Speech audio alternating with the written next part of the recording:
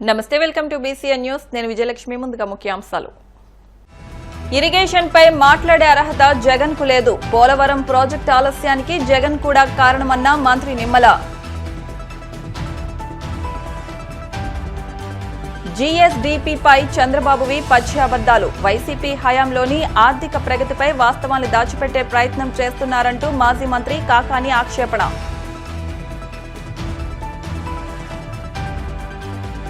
గోవిందనామ స్మరణతో మారుమోగిన కోనసీమ తిరుమల. వాడపల్లి వెంకన్న దర్శనానికి పోటెత్తిన భక్తజనం.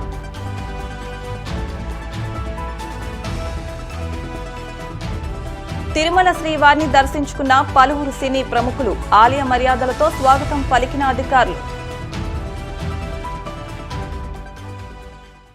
ఇరిగేషన్ పై మాట్లాడే అర్హత వైసీపీ అధినేత మాజీ ముఖ్యమంత్రి జగన్ కు లేదని మంత్రి నిమ్మల రామానాయుడు ధ్వజమెత్తారు. అమరావతిలో ఆయన మీడియాతో మాట్లాడుతూ పోలవరం ప్రాజెక్టు ఆలస్యానికి జగన్ కూడా కారణమన్నారు. బనకచర్ల ప్రాజెక్టుపై తెలంగాణ ప్రభుత్వానికి అభ్యంతరం ఉంటే నివృత్తి చేస్తామని తెలిపారు. వృధాగా పోయే నీటిని బనకచర్ల ప్రాజెక్టు కోసం ఉపయోగిస్తున్నట్లు తెలిపారు. విభజన చట్టం సెక్షన్ 3 ప్రకారం జలాల పంపిణీపై 2023లో ఆర్డర్ ఇస్తే 30 మంది ఎంపీలు ఉన్న జగన్ ఎందుకు నోరు విప్పలేదని ప్రశ్నించారు. తన స్వార్థం కోసం, కేసుల కోసం, బెయిల్ కోసం గోదావరి, కృష్ణాల జలాల హక్కులను సైతం వదులుకున్న జగన్ను రైతులు క్షమించరన్నారు. ఇరిగేషన్ ని విధ్వంసం చేసినటువంటి వ్యక్తి, ఏదైతే ప్రాజెక్టుల్ని నిలువున ముంచేసినటువంటి వ్యక్తి, రిజర్వాయర్లని, చెరువుల్ని ఎండగట్టినటువంటి వ్యక్తి, లాకులకి, డోర్స్ కి, షట్టర్స్ కి మరామతులు మాటటుంచి గ్రీజ్ కూడా పెట్టి మెయింటెనెన్స్ చేయలేనటువంటి వ్యక్తి, గుండ్లగమ్మ మరి అన్నమయ్య లాంటి ప్రాజెక్టులు, గేట్లు కొట్టుకుపోతే కళ్ళు తేలేసినటువంటి వ్యక్తి, 5 సంవత్సరాల్లో కనీసం ఏ డ్రైన్లోనూ ఏ కెనాల్లోనూ కూడా ఒక తట్ట మట్టి కూడా సిల్ట్ తీయలేనటువంటి వ్యక్తి ఈవేళ కృష్ణా జలాల గురించి, గోదావరి జలాల గురించి మాట్లాడేటువంటి అర్హత ఈ జగన్మోహన్ రెడ్డికి ఎక్కడుందని చెప్పి నేను ప్రశ్నిస్తూ ఉన్నా. ఏదైతే ఈరోజు జగన్మోహన్ రెడ్డి మీడియా ముసుగులో తన అవినీతి పత్రిక ద్వారా 2019లో ఒక్క ఛాన్స్ అని ప్రజల్ని ఏ మాదిరిగా అయితే ఏమార్చి మోసం చేశాడో, మళ్ళీ ఆ మాదిరిగా రోజు అసత్యమైనటువంటి, అబద్ధమైనటువంటి ప్రచారం తన అవినీతి ఛానల్, అవినీతి పత్రిక ద్వారా మరి చేస్తూ ఉన్నటువంటి పరిస్థితి కూడా ఈరోజు కూడా మరి కృష్ణా ట్రిబ్యునల్పై మాట్లాడినటువంటి పరిస్థితి మనందరం కూడా చూసాం. ఆ రోజు మరి 2014లో రాష్ట్ర విభజన జరిగినటువంటి పరిస్థితుల్లో ఆ రోజు మరి ఏదైతే ఆంధ్రప్రదేశ్, తెలంగాణకు సంబంధించి మరి టోటల్గా మరి 811 టీఎంసీలు నీరు ఏదైతే ఉందో దాన్ని 512 ఆంధ్రాకు, 299 తెలంగాణకు మరి 1976 ఇచ్చిన ఆర్డర్ ప్రకారం వాడుకునేటువంటి విధంగా ఆ రోజు మరి ఆంధ్రప్రదేశ్, తెలంగాణ మరి ఆ రోజు సెక్రటరీస్ మరి అగ్రిమెంట్ చేసుకుని ట్రిబ్యునల్ తీర్పు వచ్చేంత వరకు కూడా ఇట్లానే కంటిన్యూ చేసుకోవాలని ఆ రోజు 2014 బైఫర్గేషన్ తర్వాత ఆ రోజు నుంచి ఈ రోజు వరకు కూడా ప్రక్రియ జరుగుతున్నటువంటి దశలో మరి సెక్షన్ 3 అనేది, అంటే ఏదైతే 2014లో బైఫర్గేషన్ యాక్టుల ప్రకారం ఈ యొక్క ప్రాజెక్టుల వారీగా ఉండేటువంటి జలాల పంపిణీ మీద మాత్రమే కృష్ణా ట్రిబ్యునల్ మరి అధికారం ఉండగా 2023 అంటే జగన్మోహన్ రెడ్డి ముఖ్యమంత్రిగా ఉండగా, నువ్వు అధికారంలో ఉండగా ఆ రోజు 2023లో ప్రాజెక్టుల వారీగా జలాల పంపిణీ కాదు, ఏదైతే ఇరు రాష్ట్రాలకి జలాల కేటాయింపులు ఏవైతే ఉన్నాయో దాని మీద కూడా రివ్యూ చేయాలని చెప్పేసేటువంటి ఆర్డర్ సెక్షన్ 3 ప్రకారం ఇచ్చింది నువ్వు ముఖ్యమంత్రిగా ఉండగా, నీ ప్రభుత్వం ఇక్కడ అధికారంలో ఉండగా మరి వచ్చింది కాదా అని చెప్పి ఈరోజు ప్రశ్నిస్తూ ఉన్నాం. ఈ యొక్క పోలవరాన్ని ముంచేసినటువంటి వ్యక్తివి, ఇరిగేషన్ వ్యవస్థనే విధ్వంసం చేసినటువంటి వ్యక్తివి ఈరోజు ఆ కృష్ణా, గోదావరి జలాల గురించి మాట్లాడేటువంటి అర్హత నీకు లేదు. ఖచ్చితంగా ఈరోజు చంద్రబాబు నాయుడు గారు ముఖ్యమంత్రిగా ఉన్నారు. ఏదైతే ఈవేళ మరి ఆంధ్ర, అదేవిధంగా అటు ఏదైతే తెలంగాణ, ఏదైతే రాష్ట్రాలు ఉన్నాయో మరి తెలుగు జాతి అందరూ కూడా బాగుండాలనేటువంటి ఒక మంచి సదుద్దేశంతో మరి ఏదైతే ఈ యొక్క గోదావరి వరద జలాలు ఏవైతే ఉన్నాయో, సముద్రంలోకి వృధాగా పోయేటువంటి వరద జలాలు ఏవైతే ఉన్నాయో వాటిని ఉపయోగించుకుంటూ ఆంధ్రప్రదేశ్ రాష్ట్రాన్ని సస్యశ్యామలం చేయాలనేటువంటి చంద్రబాబు నాయుడు గారి ఆలోచనలు ఏవైతే ఉన్నాయో దానికి అనుగుణంగా భవిష్యత్తులో మేము అందరం కూడా పని చేస్తామనే విషయాన్ని మీ ద్వారా అందరూ కూడా తెలియజేసుకుంటాం. విజన్ 2047 పేరుతో చంద్రబాబు డ్రామాలు ఆడుతున్నారని మాజీ మంత్రి కాకాణి గోవర్ధన్ రెడ్డి మండిపడ్డారు. ఇలాంటి తొండాట ఆడటం ఆయనకు కొత్తమీ కాదన్నారు. తాడేపల్లిలోని వైసీపీ కేంద్ర కార్యాలయంలో ఆయన మీడియాతో మాట్లాడారు. చంద్రబాబు ఎన్నికల ముందు ఇష్టం వచ్చినట్లు హామీలు ఇస్తారని, అధికారంలోకి వచ్చాక మేనిఫెస్టోను పక్కన పెట్టేస్తారని విమర్శించారు. సంక్రాంతి పండుగ సందర్భంగా రాష్ట్రంలో కూటమి ప్రభుత్వం సాధించిన ప్రగతిని గురించి మీడియా ద్వారా చంద్రబాబు పెద్ద ఎత్తున ప్రచారం చేసుకున్నారన్నారు. దీనికి రుజువుగా స్వయంగా ఆయనే కొన్ని గణాంకాలను కూడా ప్రకటించారన్నారు. తనకు వంతపాడే మీడియాలో తానే ఈ దేశంలో అతిపెద్ద విజనరీ అని చాటుకునేందుకు ప్రయత్నం చేశారని ఎద్దేవా చేశారు. ఎన్ని రకాలైనటువంటి అసత్యాలు వల్లించగలడో, అబద్దాలు చెప్పగలమో అన్ని రకాలైనటువంటి అబద్దాలు చెప్పడం జరిగింది.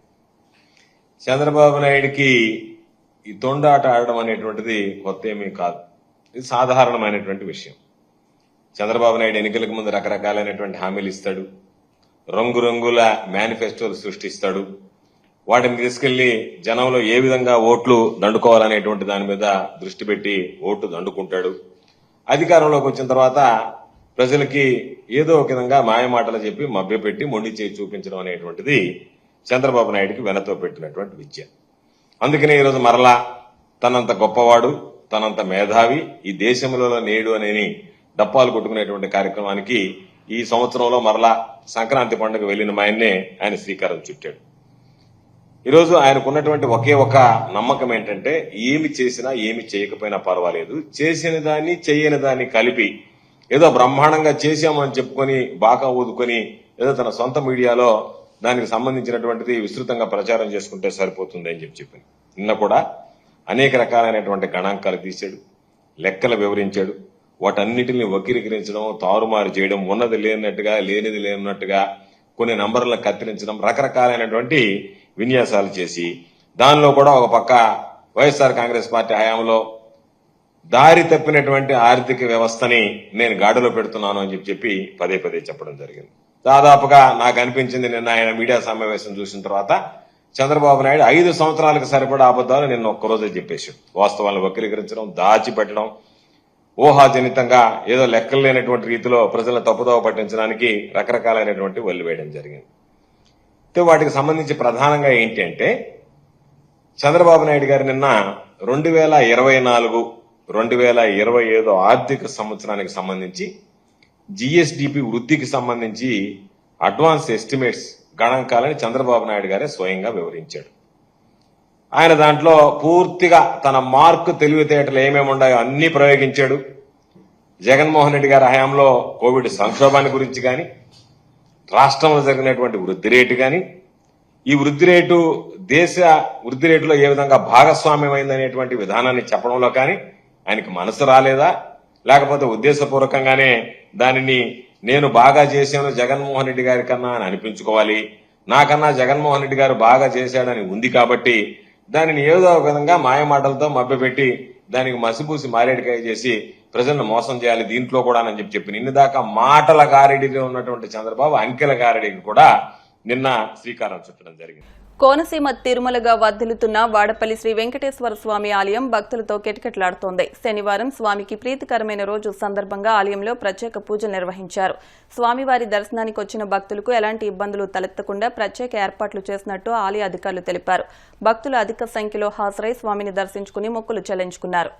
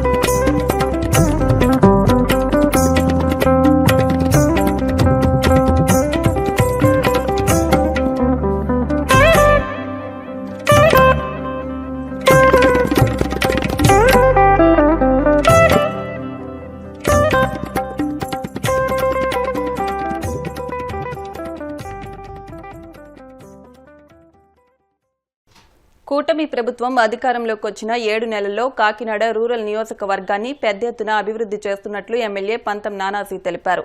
కాకినాడ రూరల్ మండల పరిషత్ కార్యాలయంలో మండల పరిషత్ సర్వసభ్య సమావేశం జరిగింది. ఈ సమావేశానికి ఇన్ఛార్జ్ ఎంపీపీ బందిలి విరీష అధ్యక్షత వహించగా రూరల్ ఎమ్మెల్యే పంతం నానాజీ ముఖ్య అతిథిగా పాల్గొన్నారు. ఈ సమావేశంలో వివిధ శాఖల పనితీరును ఎమ్మెల్యే సమీక్షించారు. పలు శాఖల అధికారులు రాకపోవడంతో వారికి నోటీసులు పంపాలని అధికారులను ఆదేశించారు.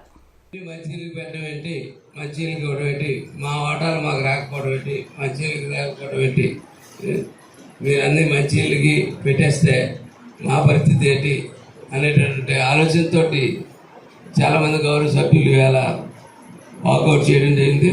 మీటింగే ఫారం పెడదామంటే సర్వసభ్య సమావేశం పెడదాం అనుకుంటే సర్వసభ్య సమావేశం రివ్యూ సమావేశంగా మారి వాతావరణం వచ్చింది. దానివల్ల ఇప్పుడు మీరు రాకపోవడం వల్ల ఏ అభివృద్ధి ఆగదు. ప్రజలకి అభివృద్ధి చేయడానికి పవన్ కళ్యాణ్ గారు, చంద్రబాబు నాయుడు గారు కంకణం కట్టుకున్నారు. ఈ మంచినీళ్ళు ప్రజలకి మంచినీరు దాని పేరే మంచినీరు. ఆ మంచినీరు ఇచ్చే విషయంలో మటు ఎట్టి పరిస్థితుల్లో ఎవరితోటి కాంప్రమైజ్ అవ్వం. ఎట్టి పరిస్థితుల్లో ఆ మంచినీరు ఇచ్చి తీరుతామని చెప్పి ఈ సభాముఖంగా వాటర్ వర్క్స్ విషయంలో నేను చెప్తాను. దానికి కూడా మీరు కూడా ఆ విషయంలో ఆర్డబ్ల్యూఎస్ ఆల్రెడీ చాలా బాగా పనిచేస్తూ ఉన్నారు.